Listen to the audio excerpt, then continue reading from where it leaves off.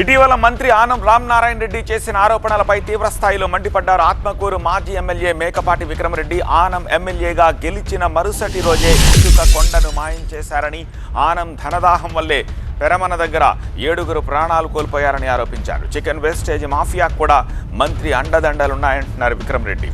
భూసేకరణ పూర్తి కాకుండానే సోమశిల హై లెవెల్ కెనాల్ పనులు ప్రారంభించారని, అందుకే ఆ ప్రాజెక్ట్ ఆగిపోయిందని విమర్శించారు. నెలకి 3 కోట్ల సంపాదన అని చెప్పడం జరుగుతుంది.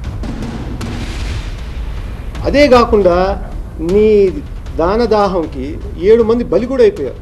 ఆ సంగం హైవేలో పెరుమాలపాడు రీచ్ నుంచి అక్రమంగా ఇసుక తోలుతూ ఉంటే రాంగ్ రూట్లోకి వచ్చి ఒక బండిని కొట్టి 7 మంది చనిపోయినారు.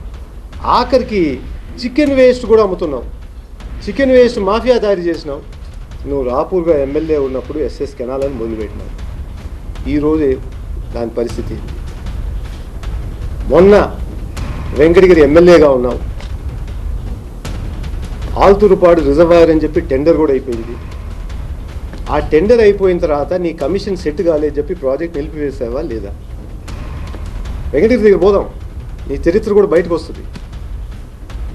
అక్కడ పోలీస్ స్టేషన్ మామూలు కూడా తీసుకున్నామని చెప్పి రోజులు మాట్లాడుతూ ఉన్నారు. మళ్ళీ స్పిల్వే సోమశిల స్పిల్వే దగ్గరకు వస్తాం.